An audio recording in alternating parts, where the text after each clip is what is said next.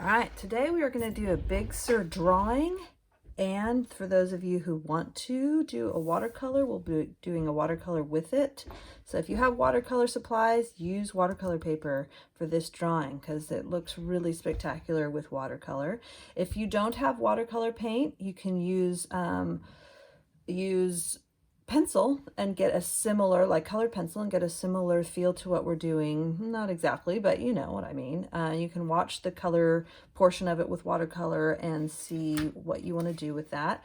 And if all you want to do is this pencil sketch today, then here we go. So you'll notice that I have mine lightly drawn already. You'll also notice for watercolor people, put some tape on around it because that keeps it from getting too bendy as you do it.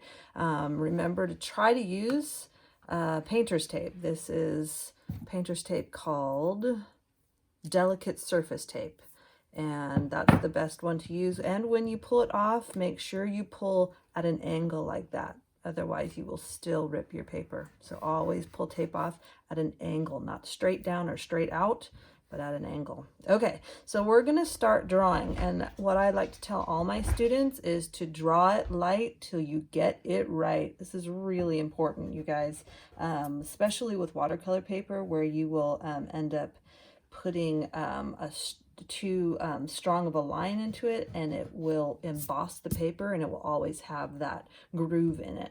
So when I sketch, I like to hold my pencil in a sketch hold. So this is a writing hold, right? This gets us lots of good detail and control and pressure. But when I sketch, we want to hold it back like this.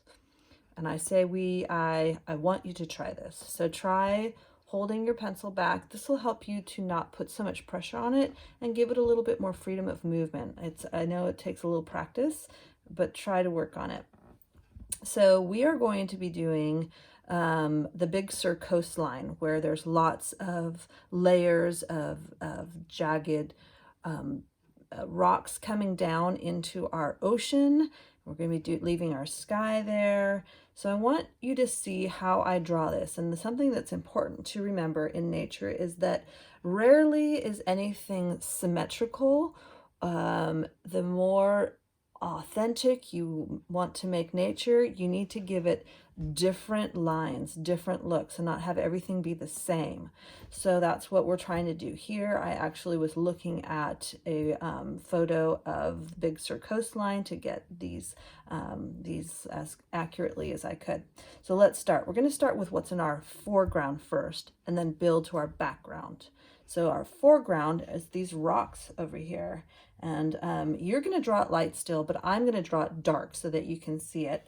I've already drawn it light, so now I'm going to draw it a little bit darker for you to see these lines. Here's a rock. I'm going to do it with this pencil because it's a little bit stronger without having to put a lot of pressure on it. Here is our first big rock here. So this is all ocean in here. This is all going to be white, aqua-y ocean. It's gorgeous in there. So here's the next layer, next rock. And do you see I'm giving it a little decal-y edges, not rolling and not crazy. That might be even a little bit too strong, but our rocks are jagged. This is the Northern California coast. So here's another rock. Give it some different. Do you see how it's not just a full triangle? I gave it some of this over here. I dug it down here. All right, now we're going to go around here. Here's our next rock formation with the hillside. We're going to end up painting some trees into there, but if you're just drawing, you could draw some trees into there. Here's another rock out here. Maybe put another one right into here, make it interesting. Another one into here. All right, now we want to make sure we're going to leave a lot of water here. So be careful with pulling out too much with each of your cliff sides. I did that. This is my second approach at this, and they were all over here. So all I had was like ocean to here. Don't do that. especially if you're going to paint it. It's way more fun to paint the ocean over here than it is to paint mountains over here. Here's one that I'm going to have come this way.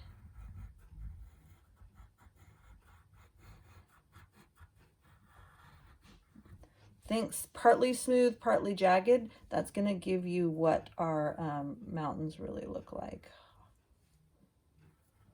Here's another one that comes out here. A little smooth up at the top, a little jagged. Look at that. Different mountain than this. If they were all going up like this, not as interesting, not as authentic. So have some coming in, another one coming out here.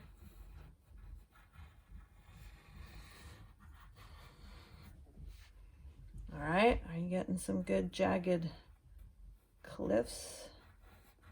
Here's another one that just kind of stops in here. You don't see it come all the way up.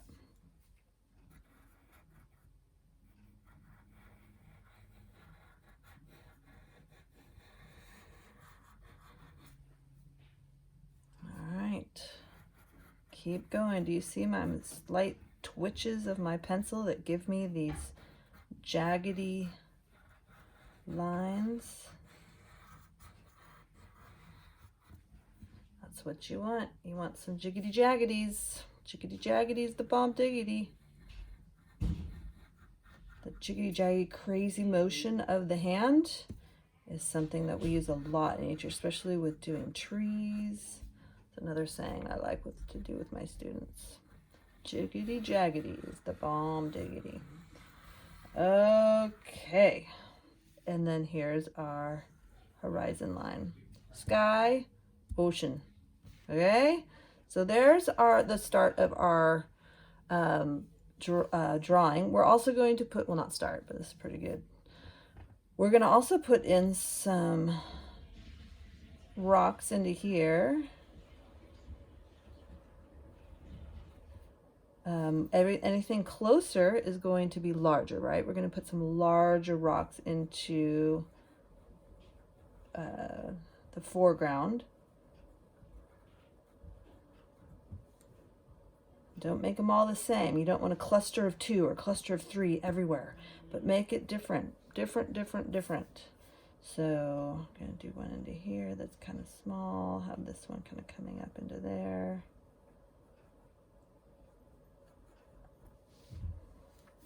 And then over here, we'll have some coming off of here, real small ones.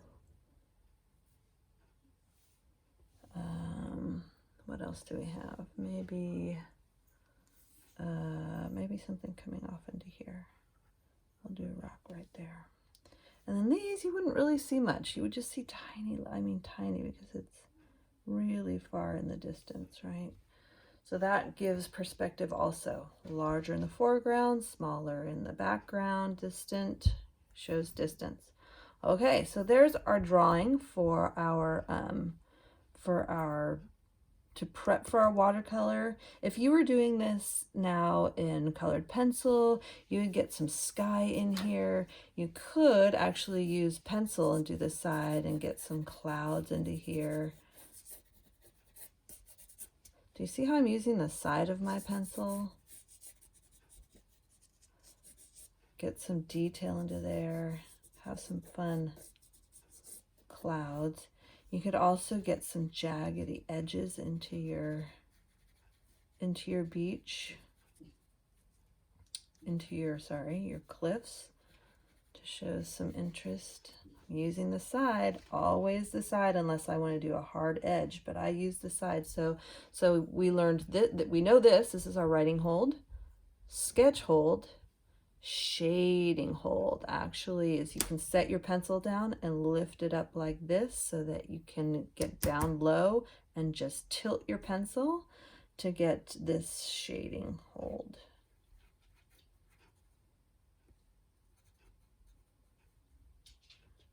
You can get some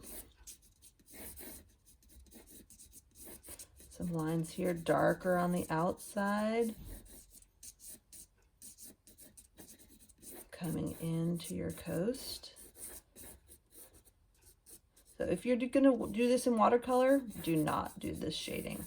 This is just for those who are not doing it in watercolor. good color in there. Okay, and then just keep having fun with that. Get some, I'm still using my shade hold and put some trees in here.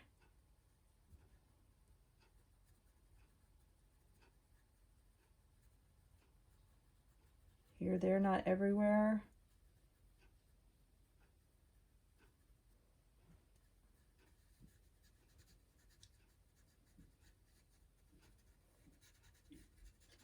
Dark pieces of my...